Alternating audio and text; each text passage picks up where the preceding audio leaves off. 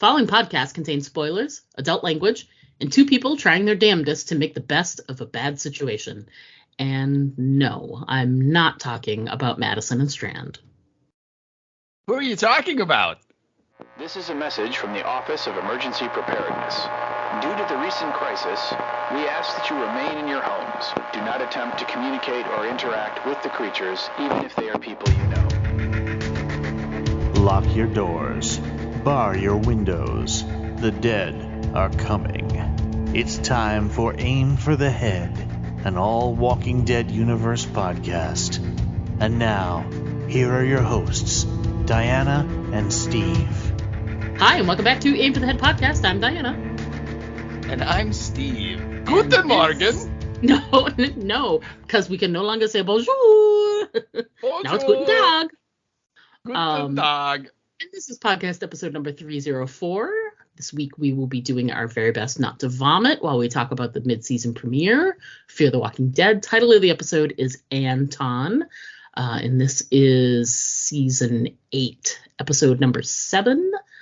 All right, let's talk our quick thoughts, and I am so lucky I get to go first.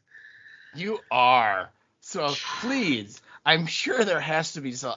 There's probably it's going to be hard for you to do it because you have so many, right? You have so many quick thoughts, things that jumped out at you that you're like, woo, and then this, woo, and then this, and go ahead. Well, I do have a lot of thoughts. None of them are woo thoughts, but I have thoughts. That's for sure. Before we started recording, Steve and I were chatting a little bit. And I let him know that this is probably the first episode in a long time for any of the series. But, you know, even this one, I try every time we record because there are people who do enjoy this show. And we try to and we make it clear that we haven't liked the show in a little while. But we still cover it because it's part of the universe. And I try every time we cover an episode to try and find something that was good. And occasionally there are some good things. There are some things that pop out. It's either a performance, there was a funny line that was really great, a situation, like something that lasted for 5 minutes. And this is the first time in ages I can say I just really, no matter how hard I think about this episode, I really just can't think of anything. And I would say at the very, very fringe of things, I would say I guess I can say I'm glad that Victor's back and that and that he'll be a part of the action because he always has some element of him that's interesting. But I can't even really say that. Like, excuse me, still getting over my cold, people. Sorry about that. Coleman Domingo is fantastic as an actor, and he's done some really amazing things with Victor Strand, and I just really didn't see any of that in this episode. He wasn't giving a great script to work with, great situations or anything like that. So it is not entirely his fault because he's a truly talented individual. Yeah, I really just didn't find any redeeming qualities about this episode at all, which is a shame. It's a real shame. There's a lot of people in this show that I still really enjoy as actors. But you can't even say, like, at least when they were doing like the nuclear fallout stuff, everything looked really cool, but this was like, it was another zombie tale. It was another apocalypse tale, with like a little settlement and whatever. There was nothing visually interesting or, you can at least depend on that to always be something that you can say is interesting about the show, and not this time. So sadly, this was a 0% good show for me. So how about you? What were your thoughts on Anton? Well, I mean, I have to disagree with you because I thought that, I really felt that that they could not make this show more ridiculous and stupid and boring, and I was wrong on all three counts. Because I mean, yeah, it just blows me away that people like Gail Ann Hurd and Bob Kirkman and our pal Greg Nicotero are the executive producers on this show, and they allow this stuff to go. Right. I mean, it's right. It's I mean, the only thing I can assume they're just letting it go, and they're not paying attention because they're focusing on other Walking Dead projects. Like they're focusing on the Rick and Michonne movies and the Daryl show and Dead City and all that. And they're just like, yeah, whatever, Fear, just do your 6 and be done. I mean, literally, that's the only I can think of, because these shows the story is so ridiculously bad, and it's just beyond description. I mean, I agree with you. There was very little in this episode. There wasn't even like a great special effects sequence in this episode, where I went, well, that was cool. I mean, the only thing at all that I enjoyed, even just for a microsecond, was the reunion of Strand and Madison, just to see that. But then that got all weird, and we'll get into that in the in when we break it down, and not at all what I think any of the fans were expecting. And so, yeah, I'm right there with you. I mean, I knew this wasn't going to be good. I was just surprised that, how, again, they're just continuing to go downward with their story. And again, the title of it was officially Anton. But again, like I said, the actual title of it should have been Only 5 Left.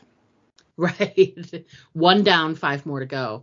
Right. And then next week will be 2 down, only 4 to go. Yeah. Just, and I agree with you too. Like in the past, like I said, like the Fallout stuff, terrible situations, but it looked so cool, and there were certain things, and you could at least say, like you said, like a some kind of action sequence, or hello, this is a show about zombies, like at least a cool zombie sequence, even in the first half of this season. All of these situations are ridiculous and dumb, but it's still pretty cool to have them be attacked by zombies in a swamp or whatever. Like that at least visually was like interesting, a thing we may have not seen before or whatever. None of that in this episode. Absolutely none of that. So. All right, so thanks for coming. That's all we got to say about that. We'll so that's it. Week. That's it. Thanks for listening, folks. We'll talk to you next week. That was 10 minutes. No. Oh, we're under the gun. There we go. We are going to actually talk about the episode, we promise. But before we get into that, we are going to first discuss the episode description, and that's all you, my friend. So go for it. All right. Well, okay. So this week's episode is being brought to you by. Welcome to Anton's Not Victor Strand House of Schnitzel. Here you can experience all of the old world dining elegance surrounded by all of the new world zombie charm. At Anton's Not Victor Strand House of Schnitzel, we offer a complete menu full of great German dishes like Schnitzel, Wiener Schnitzel, Chicken Schnitzel. After your meal, why not stay and enjoy watching a game of football? Oh, no, not exciting American football. We only have boring European-style football. And if you want breakfast, Anton's Not Victor Strand House of Schnitzel even has a buffet. How, 12 years after the end of the world, do we have a buffet, you ask? You got me, but apparently we do. Finally, you can cap off your dining experience with a nice lantern-lit walk to our isolated old-world library that, despite violating every possible fire safety law, as well as common sense, only has one entrance. Why? I don't know. I mean, it makes about as much sense as anything else in this place, right? So come on out and enjoy a great meal at Anton's Not Victor Strand. House of Schnitzel today. Warning, there's a high percentage chance that Anton is actually Victor Strand. We should probably care more, but really there are only 5 more of these turds left. Yeah, I spent the entire episode every time they were doing why are you calling him Strand? I'm like, because that's his name. And then they're like, why are they calling you Anton? I'm like, I don't know. It's so stupid. I mean, of all the names, I don't know. Why wouldn't you pick something that was close to your own name? Yeah, my head's gonna hurt if we start trying to pick it apart. You know, if we get out napkins and start trying to diagram this one out, we're just gonna go crazy. So, I think that commercial kind of summed up a lot of my "Are you flippin' kidding me?" moments in this episode. You know, it just kind of jumped at me of like, well, this is clearly what we need to be a sponsor. So, and I have to give a shout out to our friend of the show, Joe Griffin, because he was able to track down the polka music for me on very short notice. So thank you very much for doing that, Joe. That was awesome. So, all right. So our episode description, again, this is episode 8.7. And the title of it is One Down, Only 5 Left. And they're also known as Anton. And our description we have is Strand fights to protect his new life when it is threatened by the arrival of an old friend. And that is your episode description. And so there you go. Where have we heard this before? Where has Strand reinvented himself and then been threatened by was it when he was with Ginny's people? No. That's not what I'm thinking of. Was it when he was in the tower? No, that's not the one I'm thinking of. Is it, how many lives is he a cat? Yeah. Like, how many lives does this dude have? Anyway, sorry. You're not wrong. You're not wrong. It's true. I'm not wrong. But anyway, let's talk about who are the writers and directors of this fine, outstanding piece of artistic entertainment. Well, okay, so the writers are just 2 of the usual suspects that the last couple seasons. Basically, the last couple seasons, the writers for all of these episodes are either the knuckleheads, which in this case it is not, by the way, or it's people that are producers or executive producers of the show. That's the only. Clearly this is some sort of, personality-based cult that the knuckleheads have started. Maybe some sort of pyramid scheme. I'm not really sure. But yeah, it's always the same group, in terms of the writers. And this week, the writing was done by a team, and it's a gal. And both of these names should sound familiar. A gal by the name of Nazrin Chowdhury. Mm-hmm. And we talked about her a lot before. Sure have, yeah. And then her writing partner was this dude, Justin Boyd. Now, Nazrin, she has written 8 episodes of this abomination, and they're all late season. Both of these people came on board with the Knuckleheads to their writing team. Nazrin wrote 3 episodes in season 6, 3 episodes in season 7, and then in season 8 she writes 8.7 Anton, and then she also is going to write 8.11, which is titled Fighting Like You, or 5 Down, Only 1 to Go. And that one she co-wrote with another executive producer of the show, the multiple named Kalea Michelle Stallworth. And then Justin Boyd, he has written 4 episodes of Fear the Walking Dead. He wrote 2 last season in season 7, and then he wrote Anton, this one with Nazrin, and then he co-wrote episode 8.10, which is entitled Keeping Her Alive, or 4 Down, 2 Left. And that is, he co-wrote that with David Johnson, who is another producer of the show. And so, again, just kind of perpetuating this sort of weird cult that they have going. Our director this time around is a little bit more interesting in that it's Denai Garcia. So Yeah. that's very cool. And I have to say I'm gonna throw a bouquet at the knuckleheads, and that since they clearly won't let this woman act on the show, it's nice that they're letting her direct. Yeah, might as well. Yeah, you know what I mean? It's just like, she's here and we don't let her do anything because God knows she hasn't had a meaningful line or even, an actual story arc in 2.5 seasons. It's nice that they're letting her do this. So I feel good for her. Hopefully she can parlay this into, work on other shows. Although, God, I would never put anything on this show on my resume if I was working on it. But, it's a start until she can hopefully build on that.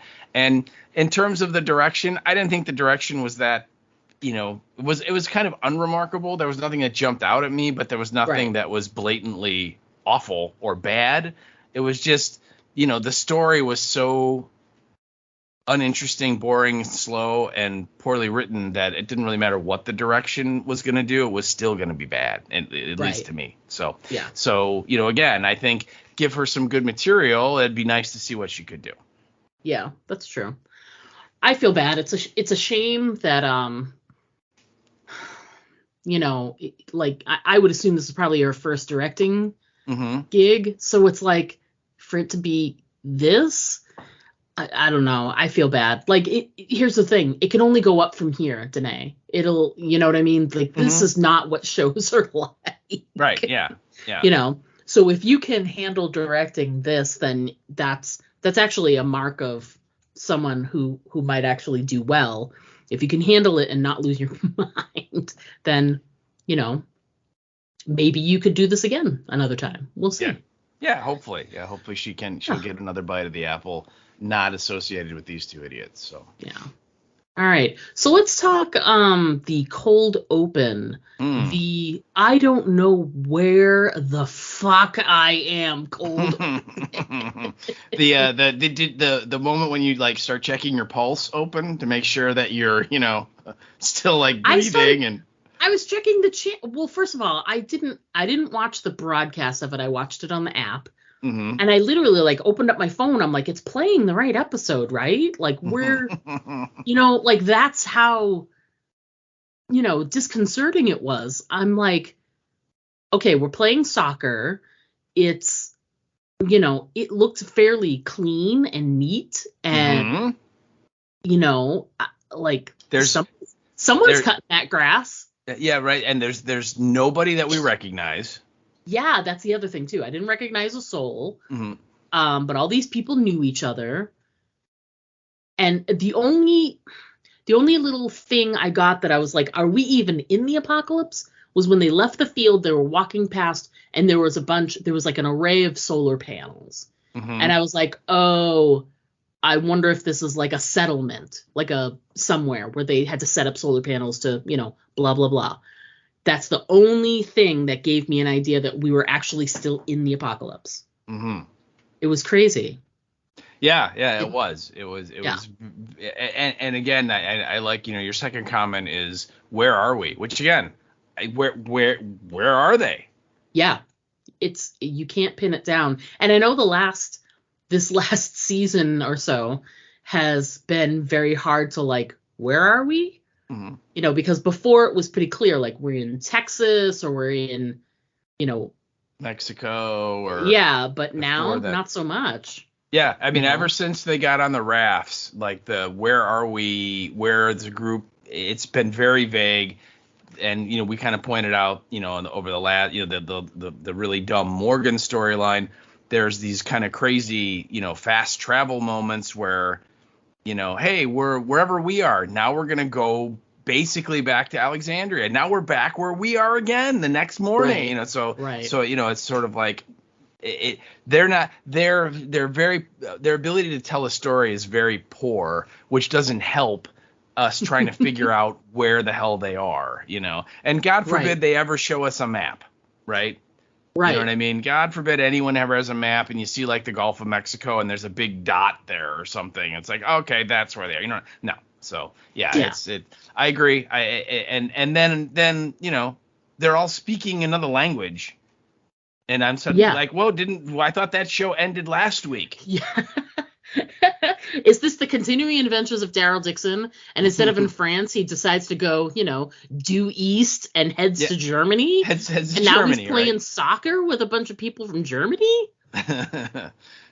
Yeah, it was just crazy. Yeah, it just and I have to say this is the the mid-season premiere, and could you imagine a more uninteresting and boring way to kick it off? Yeah, like I don't think it's a great idea for your audience to completely confuse them and put them in a totally different location. And that's the thing, there was no warning that we were going to be in some, a whole new world, as it were, no heads up, no nothing. But not only did they put us in a spot that we didn't know where we were, with people we didn't know who they were, but I also put when are we? I put where are we, but I put when are we? Because they worked really, really hard to make that scene look like we weren't in the apocalypse, to sort of take you off balance. And I'm like, but why do that?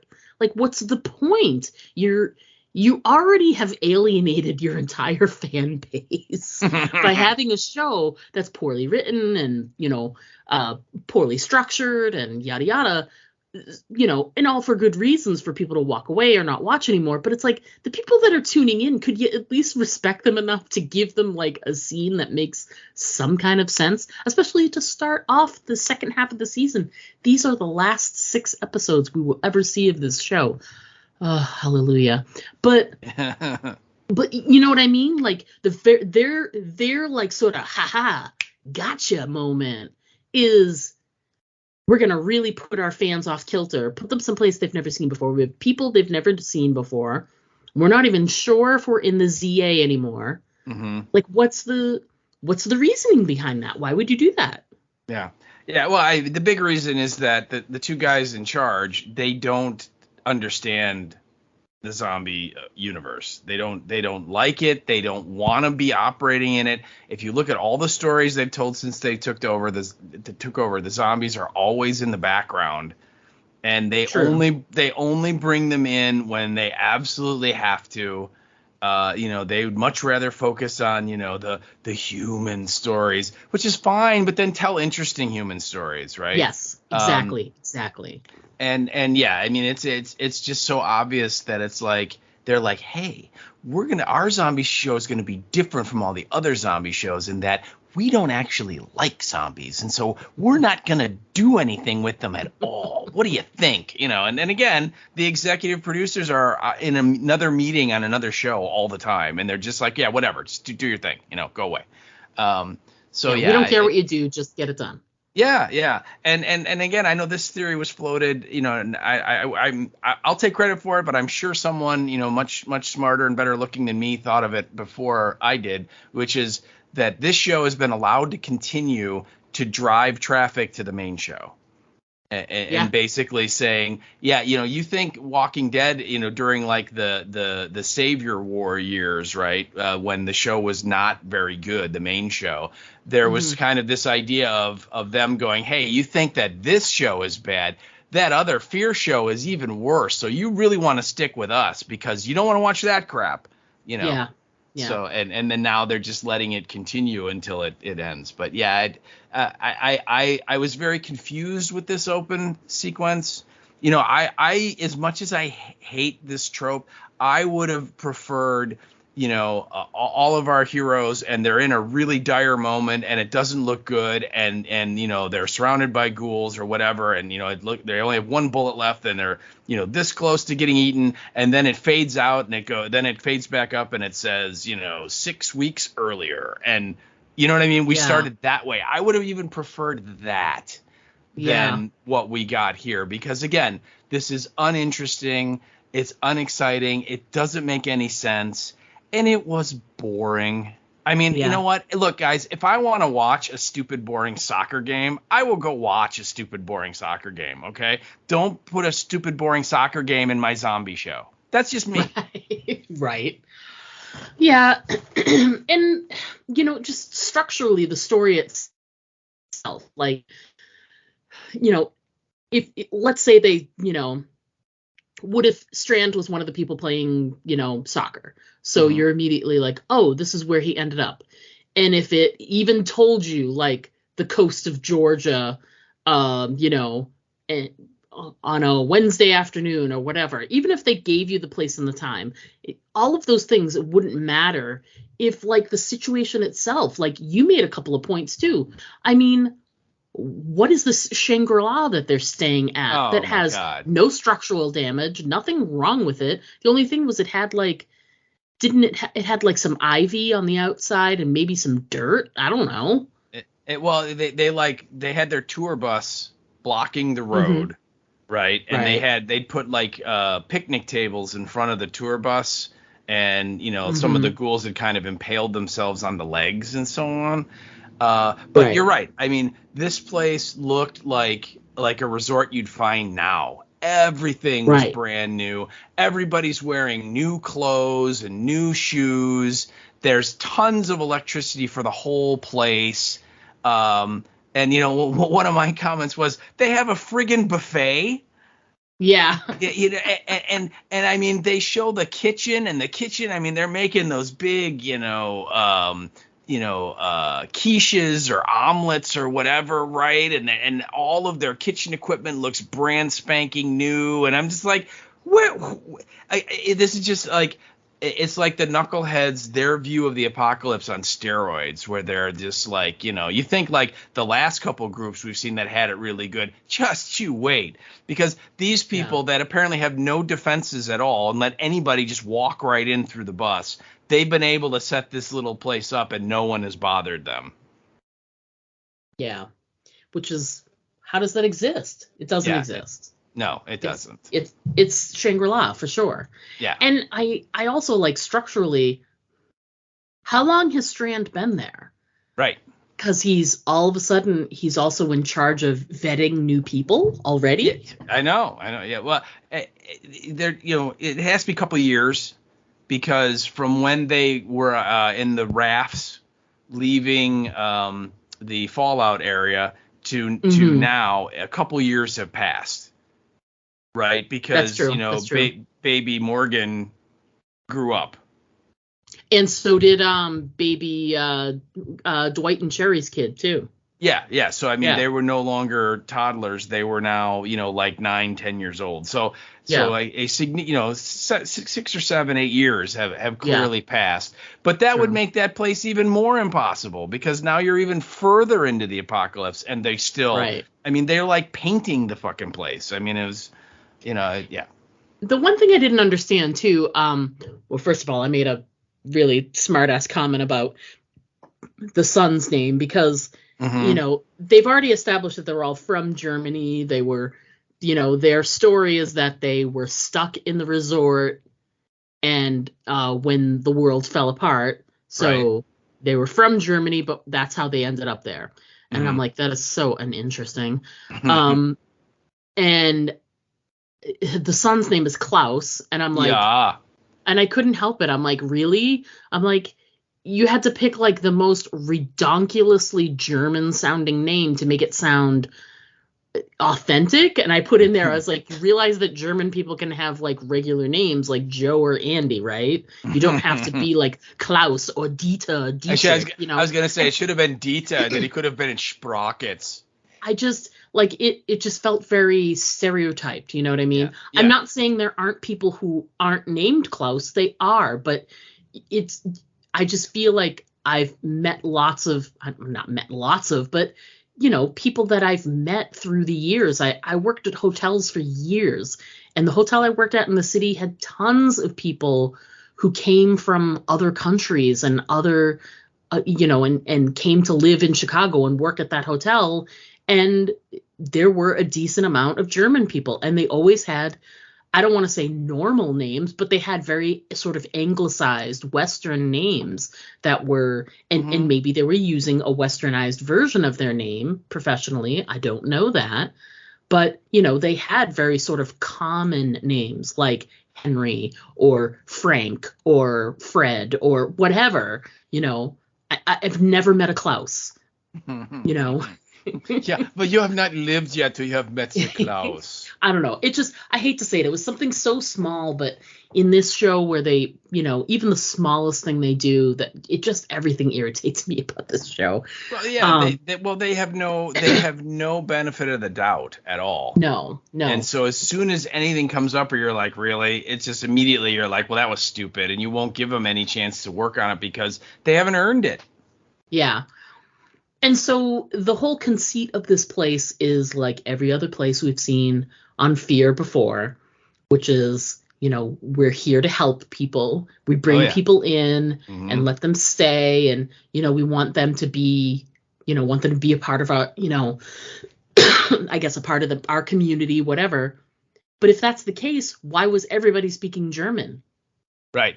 Where were the, just the average Americans that were like walking around? Because they said they were a small group that came. They were like a tour group. So say, for sake of argument, a tour group that would fill a bus is like between 30 to 50 people, right? You got to assume some people died. Mm-hmm. And then what about all the that, people who worked at the resort? Aren't they all American? You would think so. Yeah. Well, yeah, and to be fair, they spoke both, which was really convenient that when they needed to speak English, they could, but yeah, I much like our French counterparts. Exactly. They all could speak English very nicely. Yeah. But now, to be fair, let's be fair. People in Europe are taught English in school, unlike here in America, where there are languages that are taught in school, but in other countries, they are taught English almost immersively because they know that they will come in contact with Americans, because there are millions and millions obnoxious of us, Americans, and we're obnoxious, and we don't learn other people's languages, so no, they are forced, in order to make their way in the world, they have to learn some English. Yeah, it's the arrogance of the United States that, when people not from America come to America, we get very upset if they don't speak English. Yeah, and then when we travel abroad and we meet people in their own countries, we get very upset if they don't speak English. See, it's all our fault. Right. Sorry, folks. We're terrible. Americans, we're the worst. Terrible. We are terrible. So yeah. I will admit, before we keep going, I didn't make a lot of notes. I noticed that. I didn't find that there was quite as many things to comment on because I didn't want to comment on them. But I guess sort of structurally, we get the arrival of Madison, which we should discuss. And you've got some notes there too. Yeah, probably first of all, we get the arrival of Strand, right? And so the kid and his dad are playing soccer against each other, and the game ends, and then they go back to their luxury suite, and it's again, as I've said many times, I really hope that if we ever do get any kind of an apocalypse for real, I hope it's a knucklehead apocalypse, because I mean, really, the only thing we're gonna lose is like.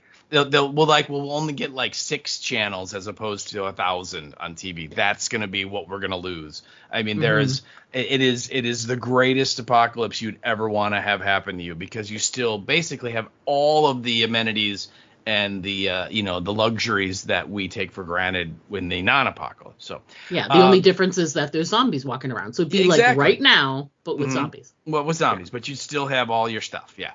So they go back, and then in comes Anton, and you're like, oh, it's Strand, and he has a weird haircut, and he's speaking German.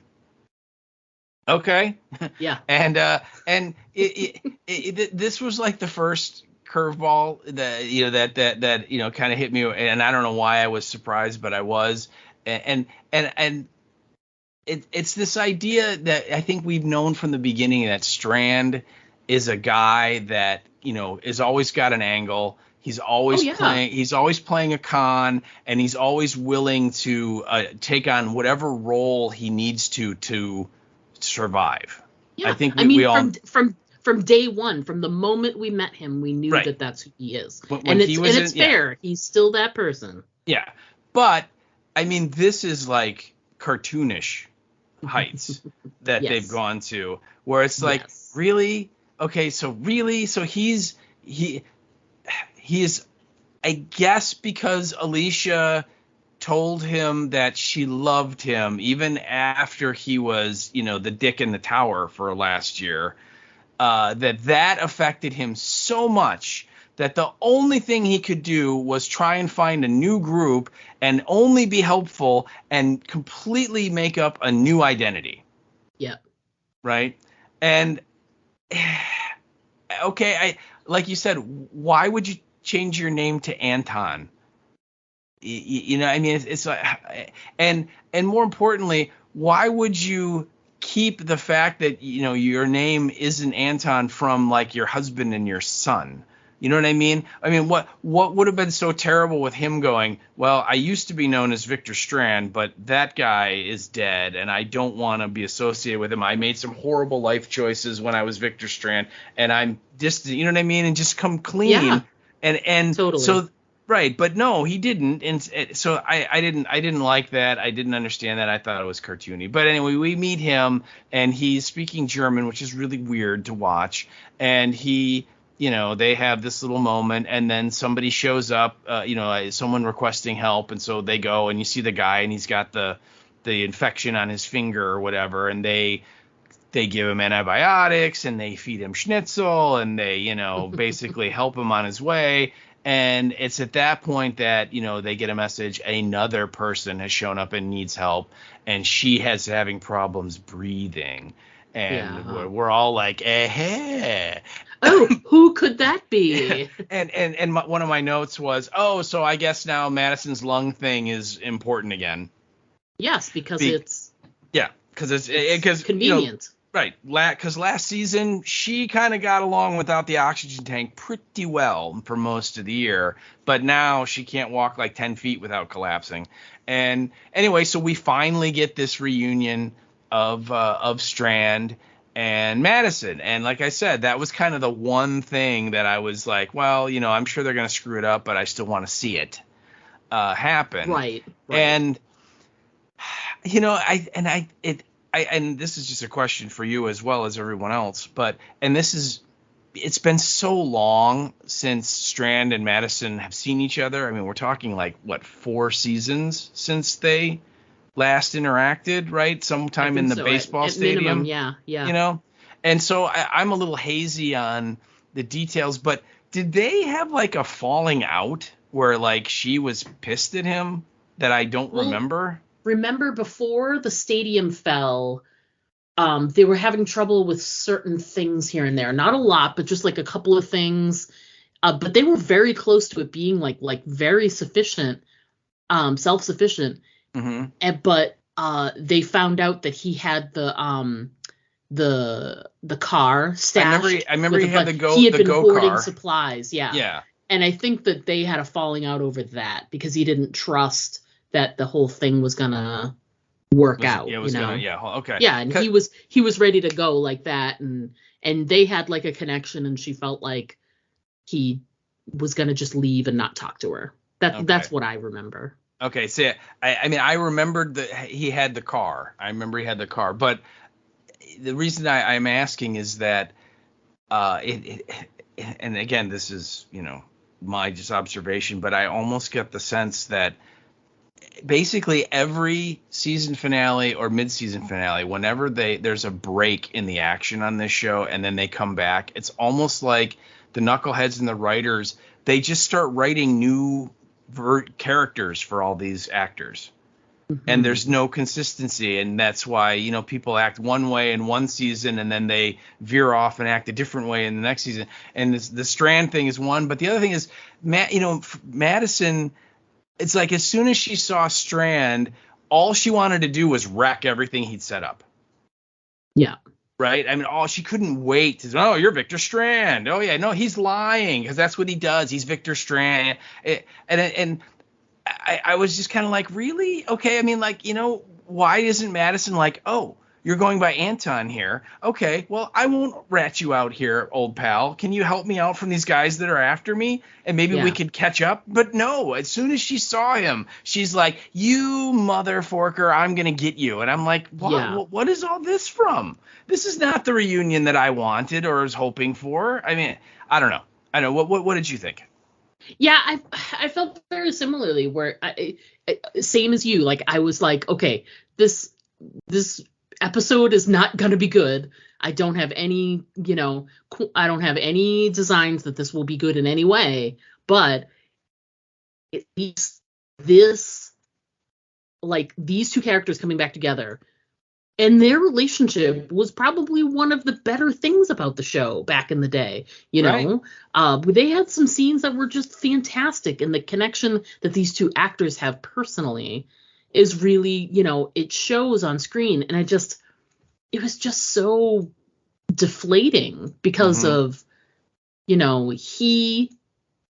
his reaction and then her reaction, like sort of doubling down, like you said. It was surprising that they wrote the scene that way. I wasn't expecting like a sunshine and roses and all this other stuff, especially with all of the contention that Strand had with Alicia prior to her leaving. Like, I feel like that's also putting Madison in a poor place with him right now. But I just felt like there wasn't anything out in the open about, like, this is the reason why I'm acting this way toward you. It was more like, I haven't seen you in forever. And yes, I may miss you, but also you're terrible, and I'm not going to tell you why. And I'm going to rat you out to all these people for some reason. See, that's the thing that just got me, is that it's like, okay, you're talking about, this is someone who you survived through the apocalypse for several years with and became very close. Right. And then you haven't seen them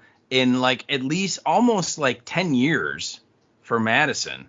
Right. And the first time you see them, your reaction is just this sort of, well, screw you, man. I'm going to do everything I can to piss all over everything you said. I don't get it. I get that's why I'm like, did they have some major like falling out where, they were yelling and screaming? And I don't remember it. I remember the go-kart, and I remember she was disappointed and upset, although I don't know why she should be. He was just acting the way he would act.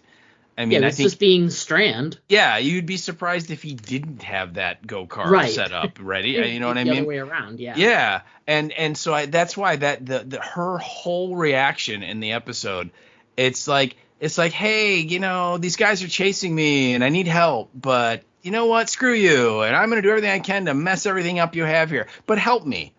Don't, and then she's like, oh, and you were going to turn me over to those guys. And I'm like, yeah, because you were trying to wreck everything I set up here, you dumb cookie. You know what I mean? It's like, what are you talking? So, everything about it was very melodramatic. And the only part of the reunion I liked at all is when he had his son and his husband go get the oxygen, and it was just the two of them. And she's looking at him, and he just comes up and hugs her. Yeah. I liked that moment.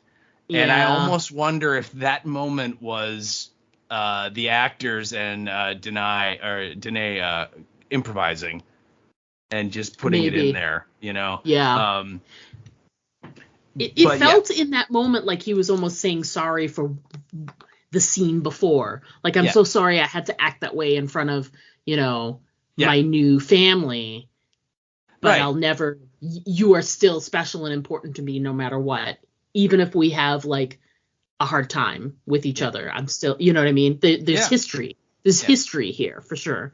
So, it was there. It was good, but it was fleeting. Yeah, and that was good enough for me to make a note about it. I didn't. Plus, I saw that you were making your notes, and I was like, he's going to talk about it. I'm fine. Okay. And you're right. Yeah. And my note was, despite the knuckleheads, it was I liked the idea of Strand and Madison finally, meeting with everyone, and I think at that point when it was just her, that's when I had this is going to be one of these. There's only 6 of these left, and this whole story is going to be about these two people, and there's going to be no one else from the cast at all with any major part, because again, these guys can only tell one story at a time. There's no ability to nuance. There's no nuance. Yeah, you know what I mean? We don't have to see what everyone else is. It doesn't matter, right? They're just all in limbo waiting for them to be called to the set. I mean, it's so it's ridiculous. But I think after that, then we get the title card. Yeah.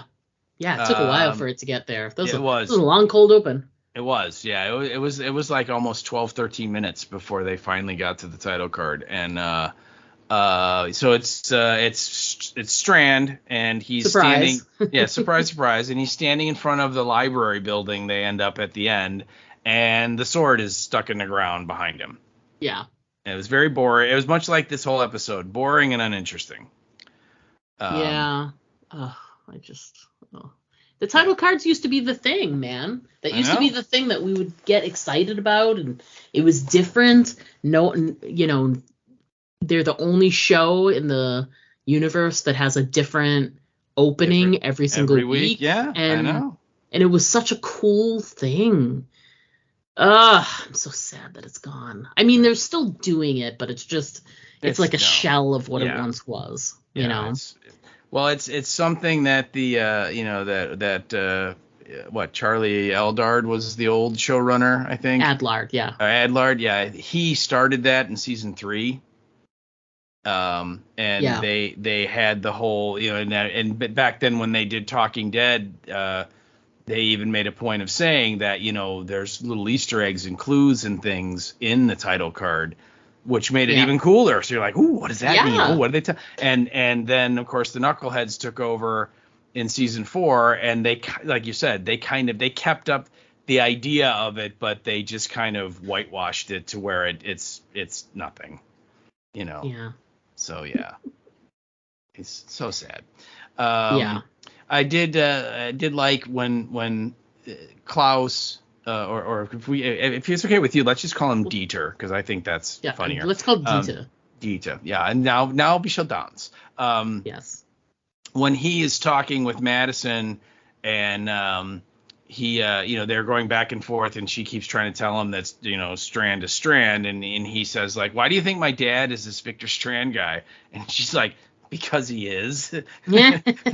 and I didn't write it down, but then he goes on to say something like, I know my dad, and he wouldn't lie to me about something like that. And Madison just kind of shakes her head and goes, you don't know Victor Strand.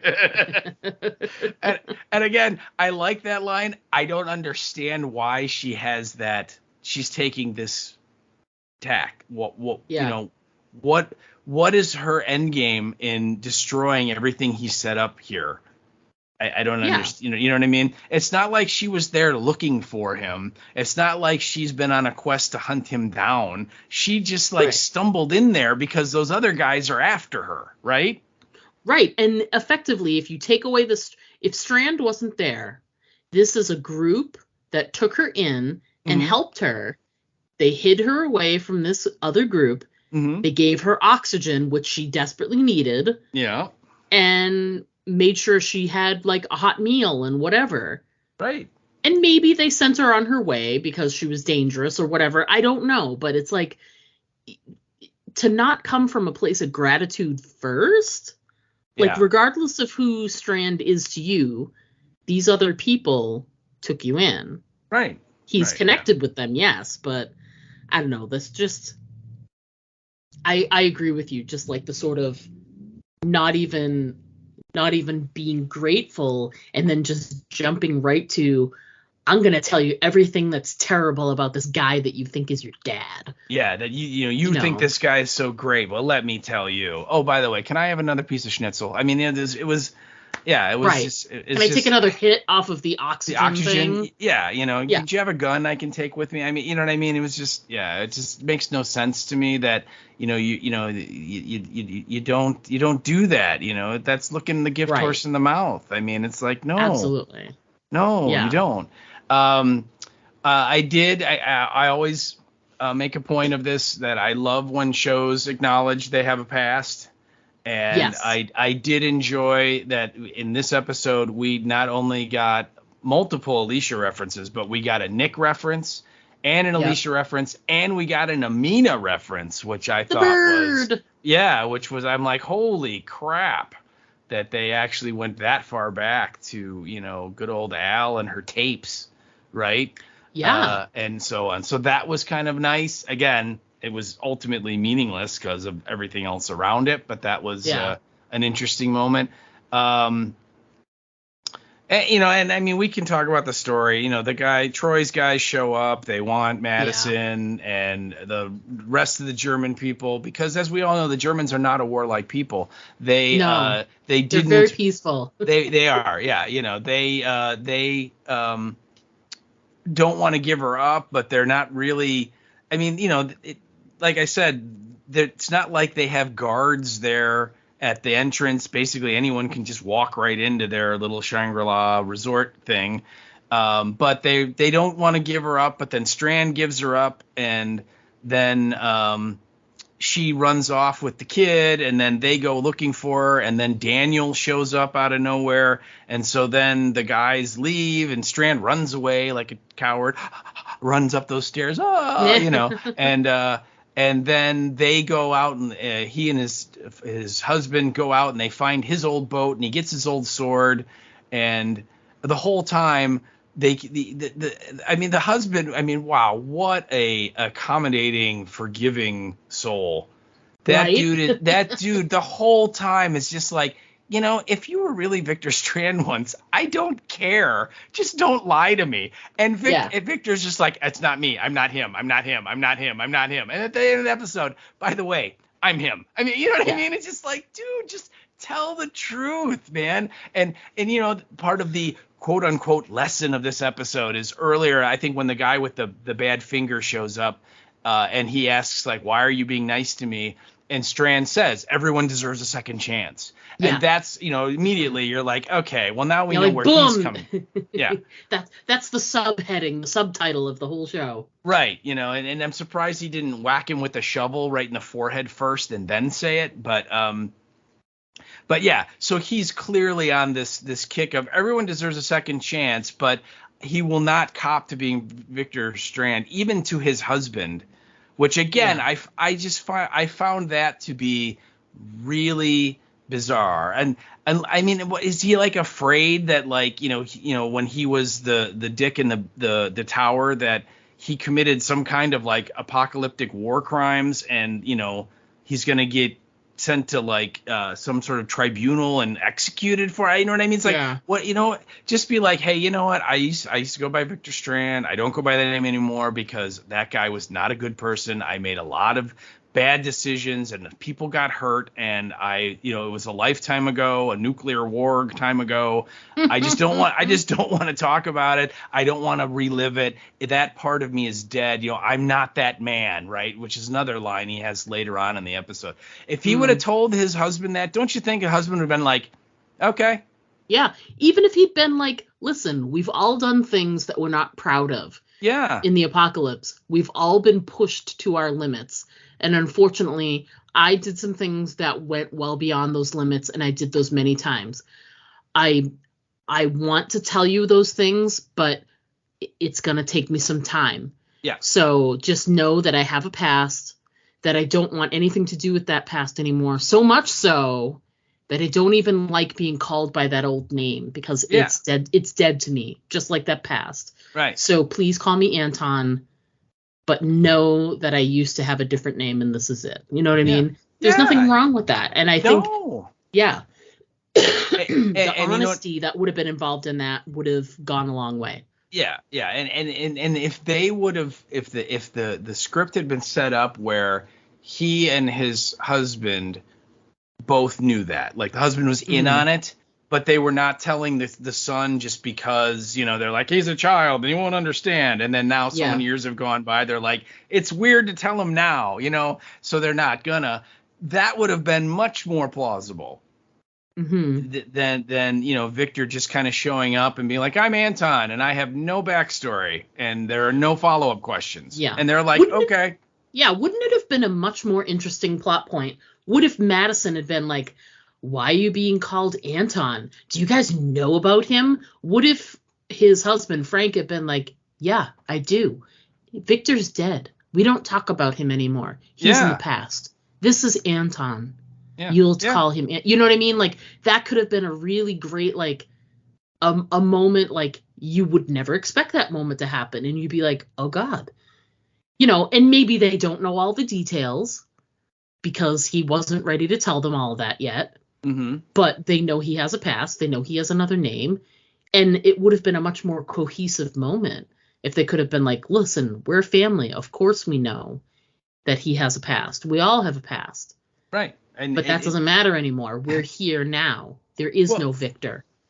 And you know, like you said, you know, we're like 12 plus years into the apocalypse. Everybody who's still alive has done some crappy, horrible thing to survive, Yes, right? absolutely. So now, granted, you know, he was kind of like the little, you know, tin-plated dictator throwing people off a roof. Maybe he went to extremes. It's really not my position to judge. Yes. But it's still, I mean, it's like, come on, guys. It's, you know what I mean? It's not like, you know, that like he was like a guard at Auschwitz and is hiding out in Ohio somewhere and is afraid the Israelis are going to catch him. You know what I mean?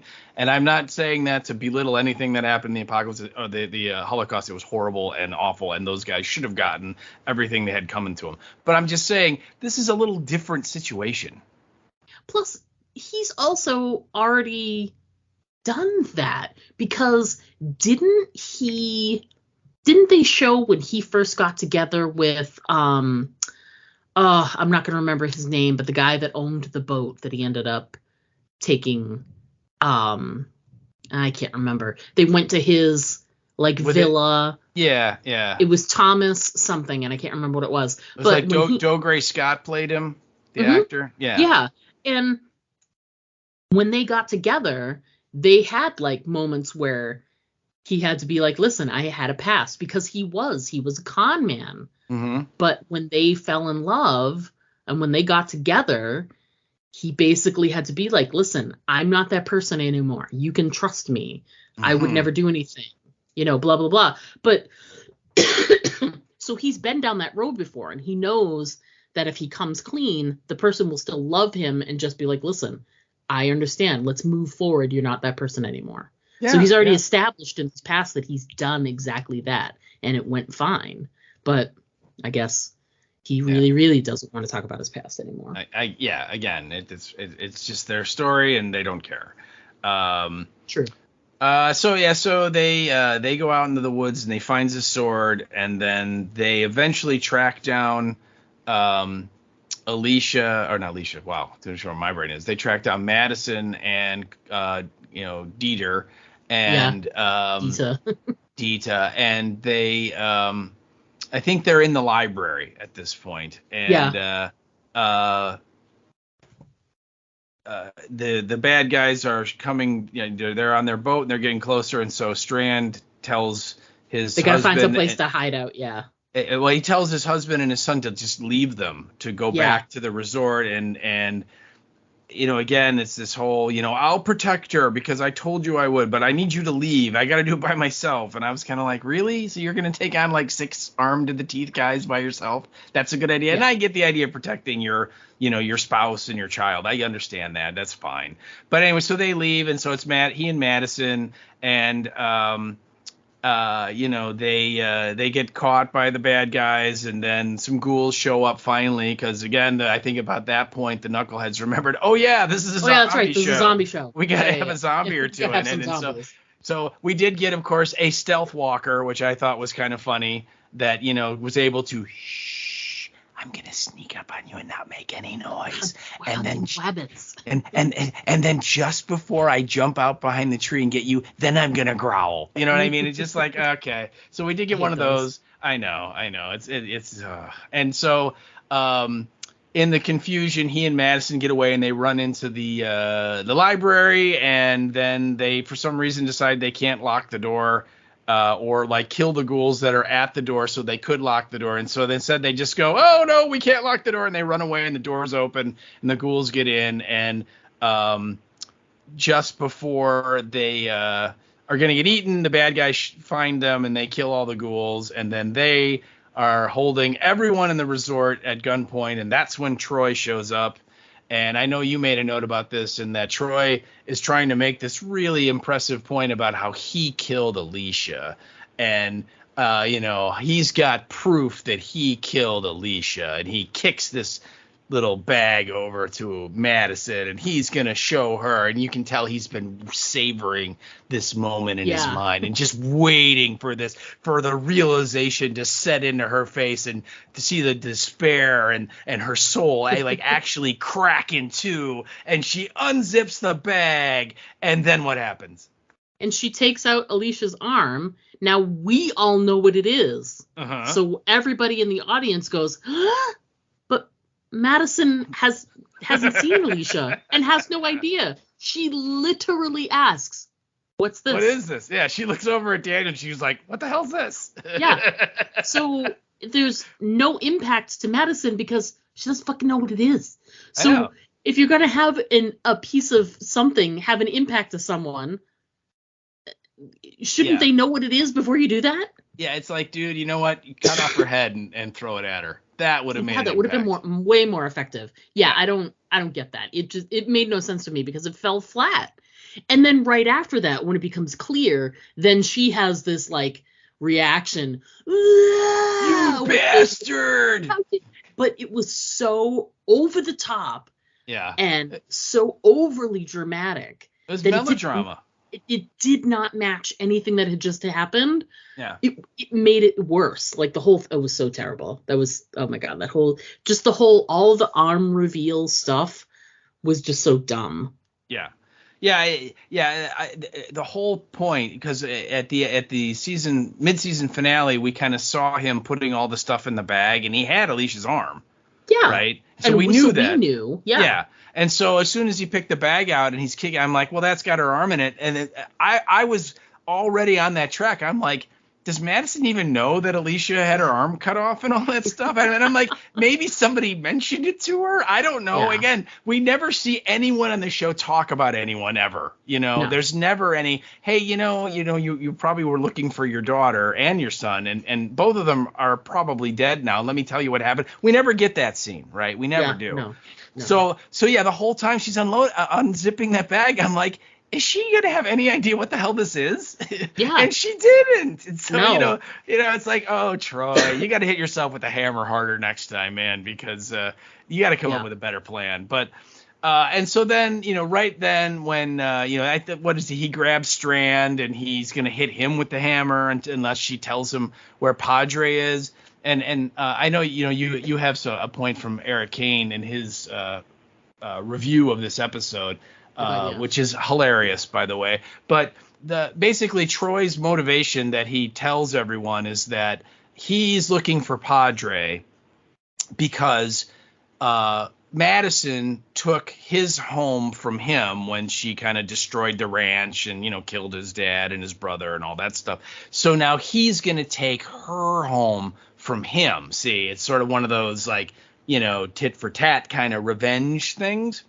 Yeah. And Eric Kane brings up a real good point when he's like, so he's looking for a new home. What's wrong with this German resort place? It has everything. Just stay there, right? Those people, you were already in control. You had them all at gunpoint, But yeah, this place is just fine. Everybody get out. Yeah, everybody get out. We'll just stay here. But yeah, so anyway, he's like, you're gonna tell me where Padre is, and then this is almost like the you must pay the rent. I can't pay the rent. She goes, no, I'm not. And so then he, is gonna hit Strand with the hammer and kind of do the same thing, and maybe his eye will change color. And also, by the way, are we to believe that he can't see out of that eye, or are we just to believe that it just changed color? I wasn't clear to me. Well, yeah, it's not clear. It's cloudy. It's a cloudy eye. Yeah. But I mean, his pupil was still there. It wasn't like Gabriel where the whole eye was just kind of, clouded over. It was just like the iris lost its color. Yeah, I've never seen that injury before, so it probably doesn't actually exist. It's probably not a thing. It's a made up. I know, but I'm just wondering, were they trying to say that he couldn't see out of that eye, or that he was wearing the sunglasses because like it was very affected by light. I don't know. It was very, again, poorly explained and broken down. Well, here's the thing. They didn't tell you one way or the other because then they can pick one or the other at some point and we won't be expecting it. So at some point he's going to be like, no, the light, it burns, it hurts me. You know, it's a choose your own injury story. Yeah. I mean, why get, painted into the corner of one thing when it could be both of those things? Multiple. We don't know. I gotcha. Yeah. Because these guys, they love a gotcha moment. They do. Oh, they love a gotcha moment. They're kind of, meaningless and stupid, but they do like them. And so anyway, so then at the very, very end, right when he's going to hit Strand, that's when like Daniel and all of the other, well, not all, but a bunch of the actual cast members show up. We get June, we get Sherry, she's there. No Dwight. No Dwight though, but Dwight's still in the credits, so unfortunately Austin Amelia is still on the show. And a whole bunch of, they clearly outnumber Troy's guys, and they have the drop on them, right? And then again, it's like the least tense standoff sequence that you could ever imagine, where they kind of stare at each other for a minute, and then Daniel's like, man, the next time I see you, I'm going to kill you for real this time. And I'm just like, shoot him right now. Yeah, what were they waiting for? Yeah, it makes no sense. Other than then they would have no story, which is their own a whole different problem they have to figure out. But yeah, I the whole time I'm watching, I'm like, Daniel, shoot him, Daniel, shoot him, and he doesn't. And they literally just leave. Yeah. They all just like sort of back away from each other. Yeah. It's so bizarre. It's just the dumbest thing ever. And so now we're set up for, the last 5 episodes, and it's weird. It's kind of like it's going to be, he's going to be looking for Padre. They're going to be trying to stop him. And it kind of looks like Madison is going to be on like a side quest to try and locate Ghoul Alicia, because Troy kind of indicates that, well, I killed her, but I didn't put her down. So she's out wandering around out there somewhere. Yeah. And so and in the scenes, much like with the Daryl Dixon show, at the end of the first episode, all the scenes that they showed was more of like coming this season. Yeah.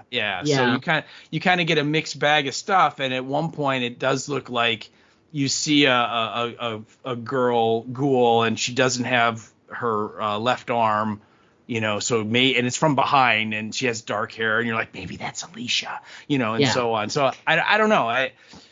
It's like there's not very much compelling story that they laid down other than Troy's back. Okay. Yeah, that's it. Yeah. So very underwhelming, and it didn't grab me. It not much promise of anything exciting at all. And we have 5 more of them. Yeah. And it's tough too, because like the only stakes that they're trying to like create, these manufactured stakes, are Troy wanting to take away Padre, but we don't have any real connection to Padre because it was this thing that they talked about. We never saw it until this last half of the season, and it was talked about in such a small. It was I don't know, like the way they talked about it versus when it showed up. We only really saw the inner workings, the inside of Padre for like 4 episodes. Otherwise, they were out in the world, like doing other things. Like we didn't see them actually in Padre. And the story of how Padre came to be was kind of dumb and all this other stuff. So it's like, that's your point of the story, is to take away Padre, which nobody has any emotional connection to. Right. So like, there's no like great story from 3 seasons ago that took place at Padre. Who cares? It's just a place. It's a place, yeah. I would have been like, okay, fine. You take Padre. We're going to come back here and we're going to stay in this resort. We're going to live at the German place. It was awesome. Yeah, that's fine. Did you see that? You guys go ahead and you deal with living on an island somewhere and try and fish all the time. We're going to stay here and get schnitzel. Is that fine? Yeah. I don't get it. Yeah, it's crazy. Yeah. It's just unimaginative, and again, the ghouls were completely marginalized to where, I mean, you see like a couple of them out front on the bus, like through the windows, but it's like, well, there just must not be any zombies in this area because there certainly aren't any zombies in this area. Yeah, they're like set dressing. Yeah, it's just. And I have one little line in my notes that I cherry picked from Eric Kane's review of the episode, which is great. If you get a chance to read his review in Forbes, it's great because I will say, before I even get into that line, does he hate on the show? Absolutely. Did he like the show previously? Yes. Oh, he does. He did. And that's why this isn't just some random reviewer going, what the hell did I just watch? This is a reviewer who has watched this show from day one and has seen it start out kind of iffy, struggle to find its feet, and then when it's found its feet, it was so good. And he makes the claim, and I think it depends on taste, etc., but his claim is that season 3 is the best Walking Dead season of all of the franchises. Shows. Yeah. That one season, and that was the one where they were at the Auto Ranch. Yeah. So I respect everything he says about this show because I know he actually is a fan, and he comes from a place so they know, this show knows that they can do better, and they choose not to. They choose to go so far in the other direction that you can't even recognize the show anymore. There's no part of the old show still around. So anyway, not to belabor that because you guys know how we feel. But anyway, so Eric King said in the middle of his review, and I thought it was great. He says, "Are the people who write this show on actual drugs? Because any other explanation is too unkind to print." Yeah. And that's fair because who would write these situations? Yeah, not people who know anything about this show or know anything about these characters. Yeah, I mean, I've said it before. I can't imagine, the pitch meeting where these people were sitting in a conference room and they're like, okay, here's what I envision for the mid-season, premiere. Okay, we're gonna have this crazy German resort that looks brand new, but it's not America. But they all speak German for some reason. Okay, you with me? And everyone else is like, this is the greatest idea I've ever heard, And then he goes on to say, and then these bad guys are gonna show up, but they're not really gonna do anything, and then they're gonna leave, but then they're gonna come back, and then they're not gonna do anything again, but then the good guys are gonna show up, and they could kill all the bad guys and solve the problem, but they're not. You with me? And then everyone's like, this, oh my God, this Emmys for everyone. I mean, it just blows me away that this storyline got okayed by anyone in charge. I like to laugh and think, like, picture the moment in like the AMC boardroom where someone hasn't been paying attention, like one of the executives hasn't been paying attention for like a year or two, and then they look down, they look at the fear stuff, and they're like, wait a minute. What happened to the nuclear apocalypse? Did we stop that? Did that go away? Did we fix it? Like, that would be hilarious. It'd be like, wait, what happened to that? Where are we now? Right. Why are they all speaking German? Yeah. Why aren't all these people dead from, nuclear waste exposure? Because they should be. Wait, why are we spending valuable episode time showing a soccer game? Right. Yeah, it's just so bad. It goes beyond reason. It does. Before we move on and talk our feedback from that we got from our listeners, is there anything that we didn't cover in our little points here that we want to make sure? I'm taking a look through. Pretty sure I covered everything. At various points in the episode, we get Strand kind of having his little PTSD. Yeah, flashback things. Flashbacky things. Yeah. And we did get a Not Heath flashback, which I thought was notable. So we did see that dude again. But yeah, no. This episode was utterly forgettable. in terms of I mean, in even like if you were to stack it up in all of the Knucklehead episodes, this is utterly forgettable and one of the worst. And that, like you said, there was like literally nothing in this that stood out as like, well, that was cool. Yeah. No, nothing redeeming either. No. And the thing that they teased that could have been redeeming, like the one thing that could have been like, well, at least we got a really good Strand and Madison scene. And I've craved having those two together. From the moment Madison came back, I'm like, oh, I can't wait for her to be with Strand again. Like that could have been. And I'm sure a lot of people went into the episode thinking exactly the same thing you and I did, which is, well, at least this scene will be good. And yeah, it was not. It's bad on every level. Yeah, I mean, I gotta say, I was really kind of hoping, and I mean, I again, never happened, but like what I would have really would have thought would have been great would have been if Troy would have come back and still be like, Madison, I still love you. And even though you tried to kill me with the hammer, I know you did it out of love, and I'm going to love you, and that's why I'm going to take you and lock you in a room somewhere and have you all the mind. Just go total crazy, obsessed, creepy. Mommy, you're going to be my mom and my girlfriend. You know what I mean? Just go the whole crazy guy route. That would have been super interesting and much more compelling than this sort of, hey, I'm Troy now and I wear these cool dark sunglasses and like I'm going to take away your home because let's be honest, you took away mine. It's like, okay, whatever. So yeah. Manufactured drama. That's what it was. Terrible. It's no bueno. No bueno. But hey, we're going to continue to talk about it being no bueno with you guys. We'll get through it together. It's sort of like a group therapy session. That's what we are. That's what we're providing. For the next 5 weeks, that's what we're here for, people. We're a group therapy session. So we're going to need a little breather before we move on. So we're going to go ahead and take a quick break. When we come back, we're going to discuss listener feedback that we received for this episode and also what's coming up on the podcast. I know a little breather. He's right over there. Hey, that was funny. Okay, so stick around, everybody. We'll be right back. Now there's about 20 of them out there. What will we do? Don't worry, we're safe in here. They'll never get in. Why is it that in every zombie story, people always think that their safe haven is invulnerable? I know. It's like, hello, the walkers are totally going to get in. You better get ready for it. No! Diane, get behind me. No, it's not stopping. Do something, Jack!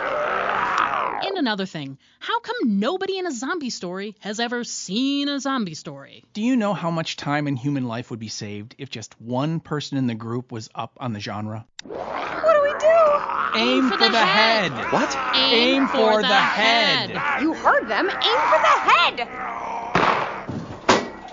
Quick, Diane, I think we should try and fix the barricades. I think we should listen to them.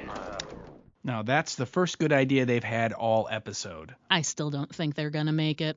Aim for the Head, a weekly podcast covering the hit AMC programs The Walking Dead and Fear the Walking Dead. Join hosts Diana and Steve as they recap and discuss the latest episodes.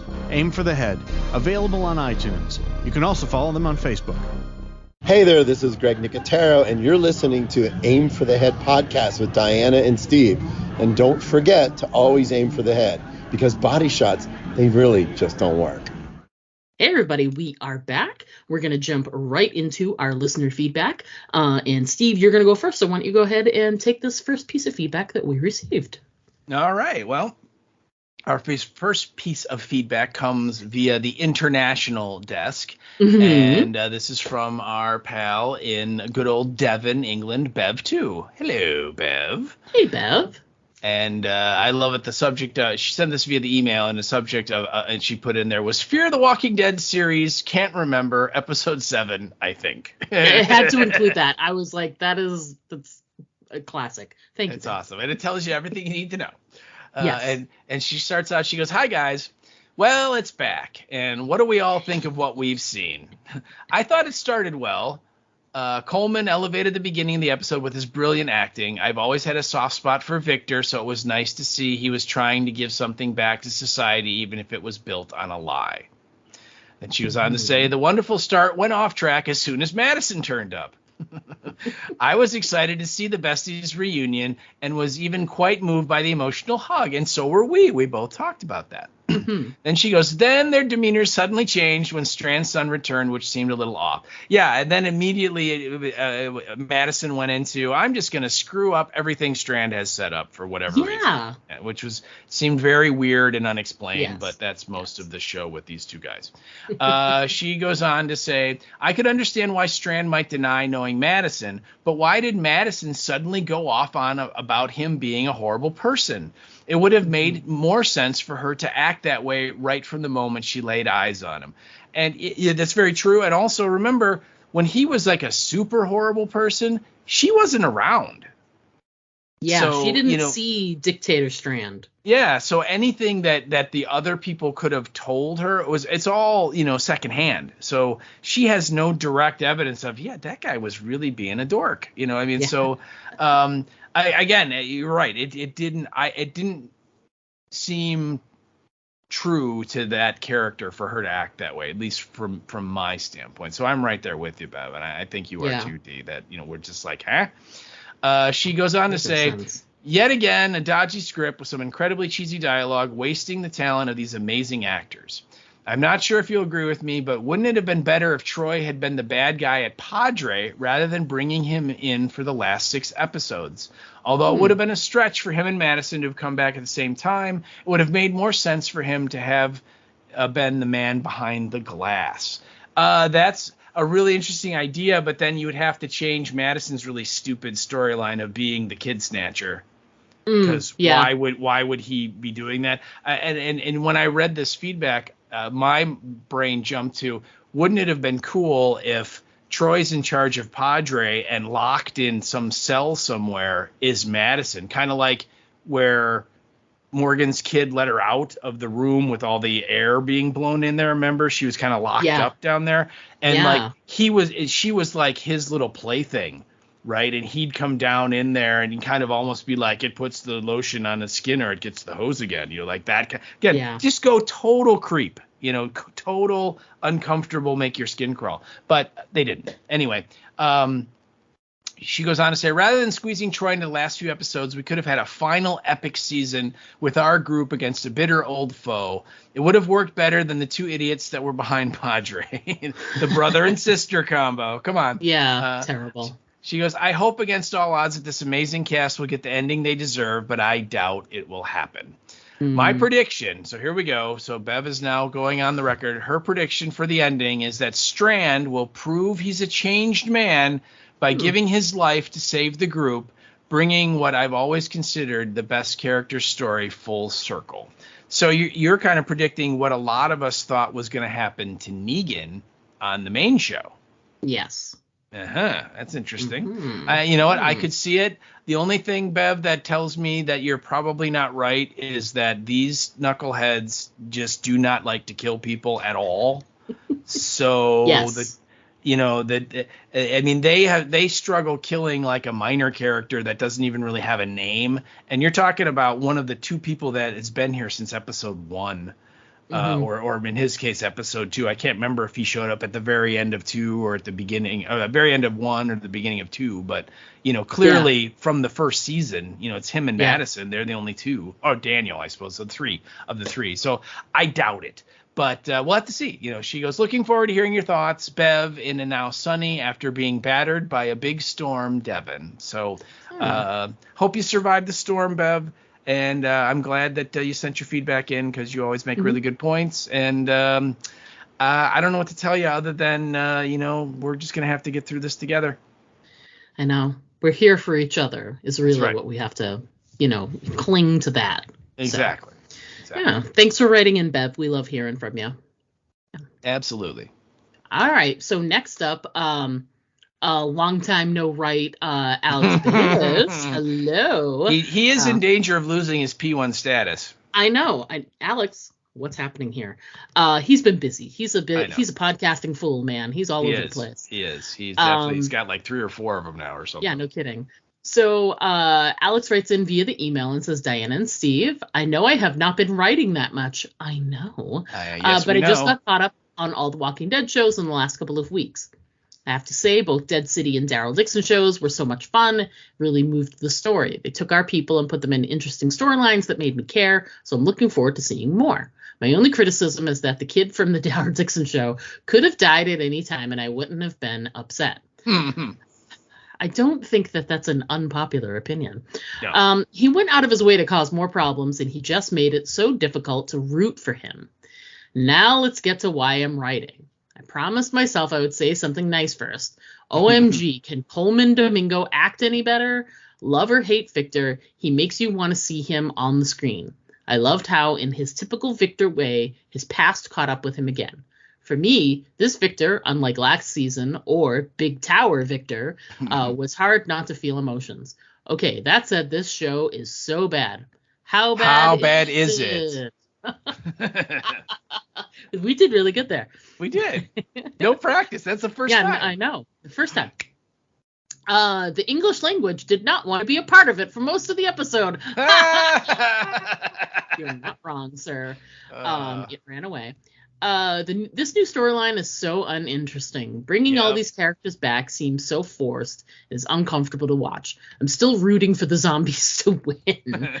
Bringing back Troy versus Madison is a little too late. Just don't care about any of these characters, but I need to know how this train wreck ends, so here I am. I'm a little disappointed that the missing kids didn't show up in the beer balloon. Me too. Yeah. The best part of this whole show was the Rick Grimes commercial, which is next February. Come on. Can they stretch this out any longer? Question for you folks. Do you think it's a bit too late? He means the Rick show. As much as I can't wait for this show, the fan base is tired of waiting. They've done a great job of shrinking the fan base by doing this because a lot of people are moving on. Talk to you soon. Yeah, it's I think there is a danger of that a big chunk of the audience is like, I stopped watching The Walking Dead in season 6 and, don't care anymore. But I don't think it's all their fault, too. I think Andy Lincoln wanted to go do other stuff, and kind of.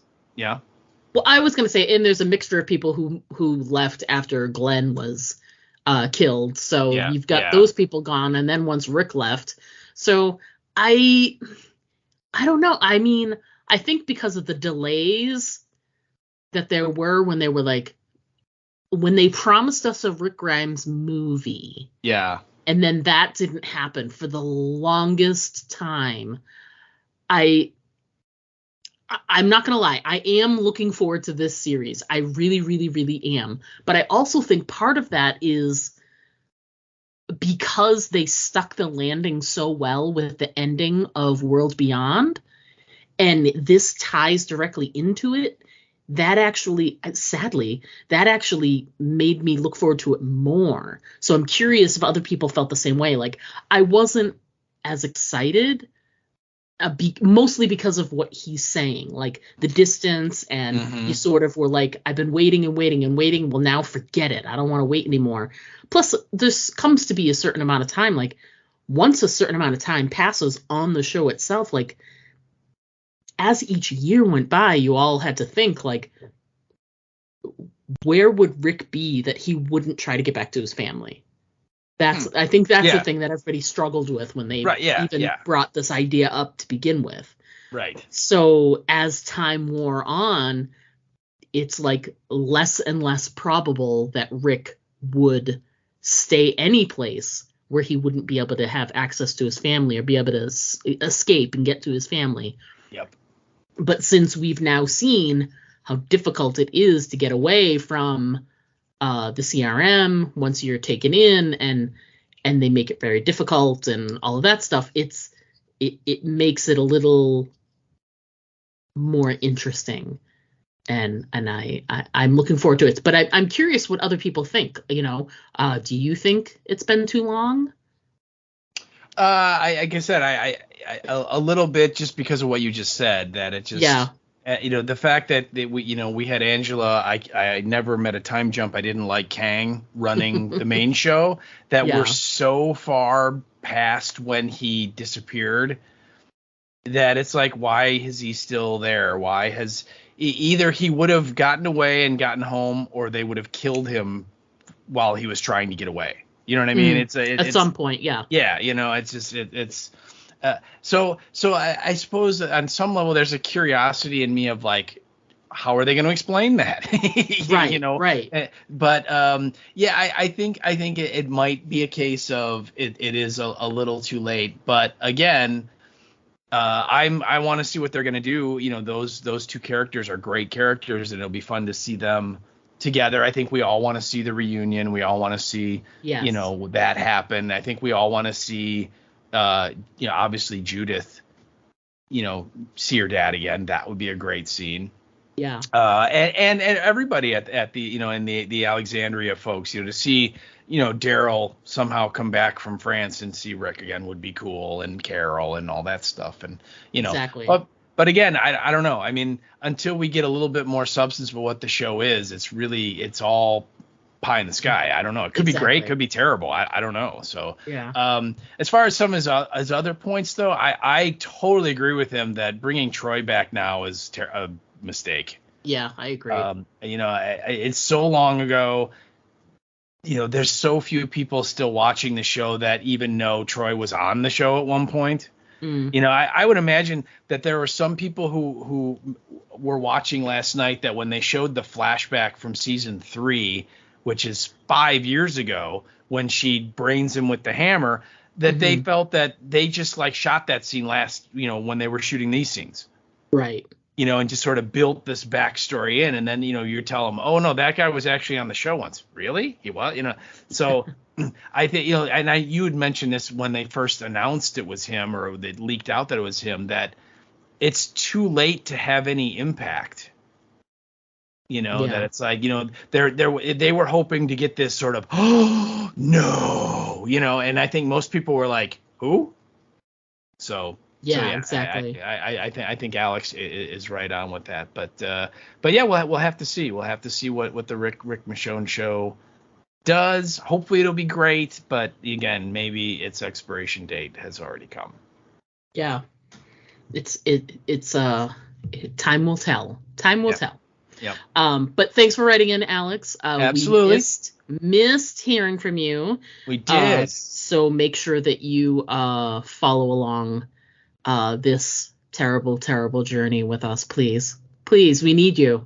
We do. We gotta, like you said, we're in this together, and we need people to throw their humor in and make us laugh. So yes, please do. Absolutely. Yeah. All right. Thanks. So moving on, our last piece of feedback came from our pal Karen, not related to Lauren Cohen. Hello, Karen, and she sent this via Facebook, and she says, "OMG, this show." She goes, hurry, the boat's getting closer. We need to get out of here. No, they just stand around talking and arguing about who does what. With their lanterns on, by the way. That's something I didn't point out. That it's like, when you're trying to get away from armed people that are shooting at you, don't run around with lanterns on. But anyway, she goes on to say, cool, we saw June for like 1 minute, and she had impeccable timing. Because I thought we already assumed Alicia was a dead lobster on the beach, and so did Madison. So this information, real or not, is dumb. Yep. Daniel holds Troy at gunpoint and says, I'll kill you next time. What? Just kill him right now. You're aiming a gun at him. I know. That was so. It's just it makes no sense. Yeah, it's just terrible. And I mean, they could have captured all of them and locked them in a cell. They had them at gunpoint, Yeah. Anyway, she goes, I do not understand what is happening. This show is frustrating. Looking forward to your rant, unless I'm the weird one who thought that this was all ridiculous. Cheers. And I'm sure you are a weird one for completely other unrelated reasons that are probably awesome in their own way, but not for thinking this one was ridiculous. We all right there with you going, No, that is the norm. I mean, I don't want to disparage people that liked it. If you liked it, you liked it. There's nothing I can do about that. But I think that they are in the minority. They're shrinking. That, Yes. You're in the majority, Karen. You're fine. You are. You're fine. You're doing fine. Yeah. You're not. Yeah. Weird. Amazing feedback. It's this came up last season when Madison came back. It was presented to her that Alicia had died, which goes totally against the last scene we see with Alicia. She wakes up from her crazy fever dream and her fever's broken, and she seems much more color, much more energetic, and like she's beat the infection, and she goes walking off down the beach. Right? Is that not how it ended? Yeah. So why all these people are like, oh no, she died? Okay, I thought that was weird last season or the beginning of this season, the first bunch of episodes. I thought that was a weird thing to announce, that everyone is operating under the idea that, oh yeah, Alicia, she didn't make it. When even if she did die, none of them saw her die. When they all left, she was still alive. So anyway, I didn't understand that either. So you're spot on, Karen. Yeah, absolutely. As usual, spot on. All right. What's coming up next on the podcast? Nothing? Great. Crap. Sadly, I think there is something. No. So next week will be episode 8 of the final knife to stick in our heart for Fear the Walking Dead. Mm-hmm. Title of the episode is Iron Tiger. No. The title of the episode is 2 Down, 4 Left. Also known as Iron Tiger. Okay. And the description we got is the survivors are forced to choose between who they have become and who they want to be. Oh, God. Oh, so fairy tales and dreams. Dreams and fairy tales next week, folks, on Fear the Walking Dead. Again, the 2 down, Knuckleheads. 4 to go. The Knuckleheads were on Once Upon a Time. That was the show they came from, so makes sense. Yeah, absolutely. And there was a little bit of news about the show in the past week, which is that the finale, they've decided to double up, and they're going to take the final 2 episodes and air them back to back on the 19th. Mm-hmm. I don't know why. There's been no word as to why they're going to do that, but that's what they're doing. Maybe they didn't want the finale to be on Thanksgiving weekend. They figured that people probably wouldn't be watching. I mean, people aren't watching anyway, but even more people wouldn't be watching. Yeah. So instead of less people watching, there'll now be less people. More people? I don't know. Whatever. It's going to be a double up finale. Yeah, so we're going to have a double episode talking about crap we couldn't care less about. But it will be on the Sunday of the that will be directly after we've attended Days of the Dead here in Chicago. So we'll have things to talk about. It just won't be this Drek, that's for sure. We will talk about the finale, but we'll have other things we can talk about that we'll probably enjoy further. Only if we have to. Yes.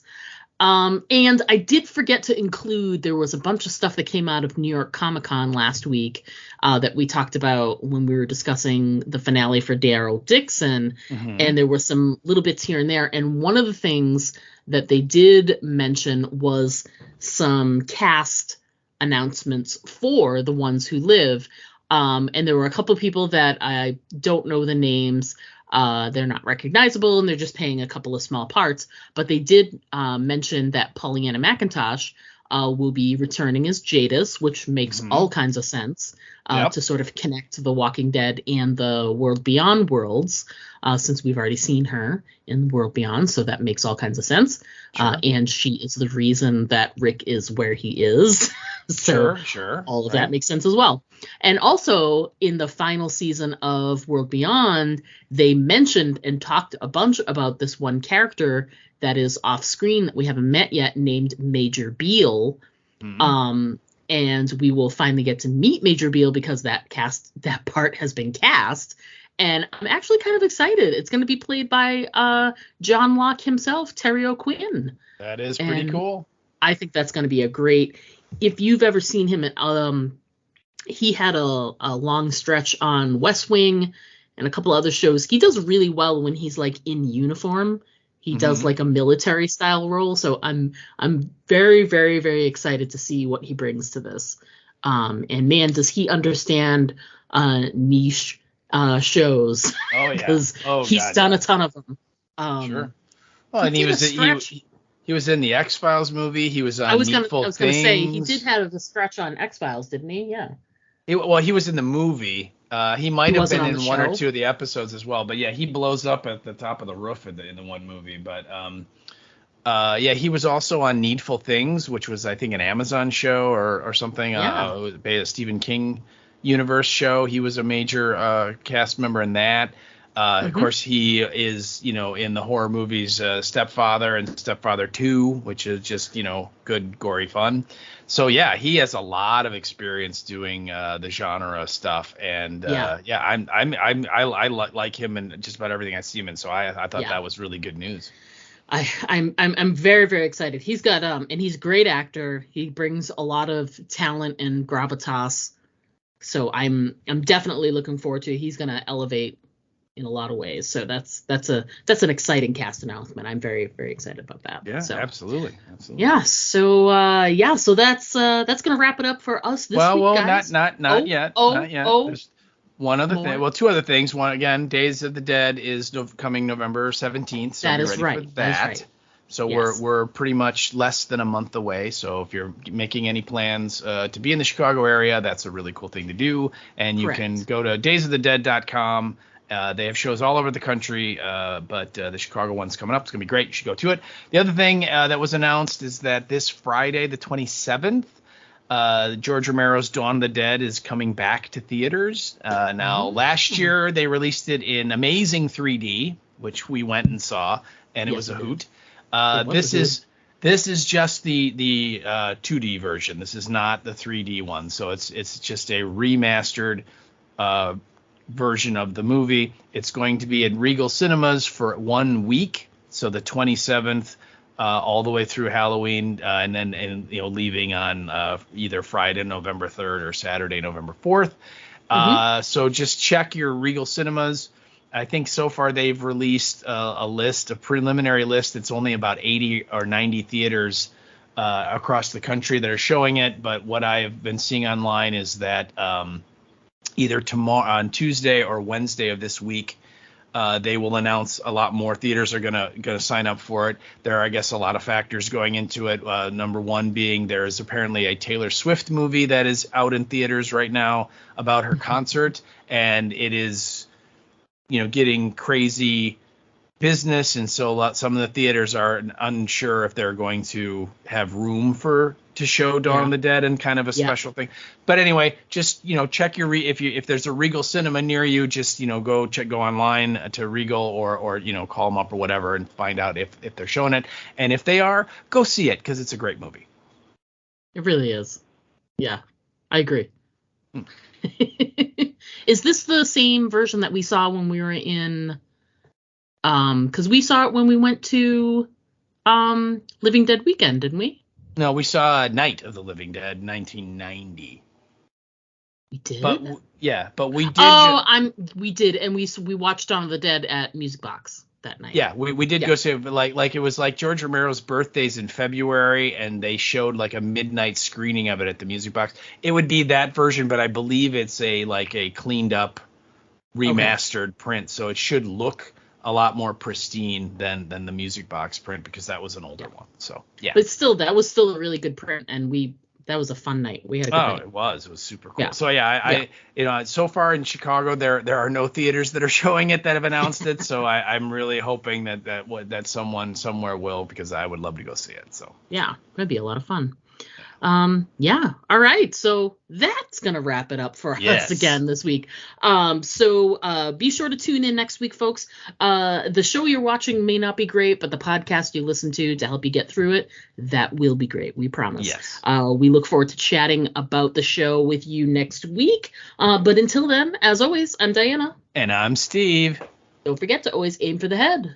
Guten Morgen, because the body shots, they just do not work.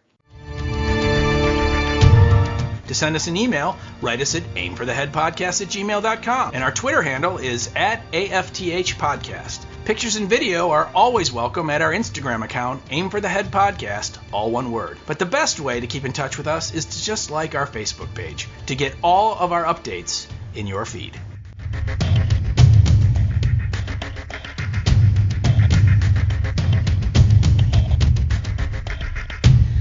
Anyway, Gorgeous. well, we're going to try and get Bye. through this quickly because it's terrible, so goodbye. Bye, Stevie. Bye. Bye.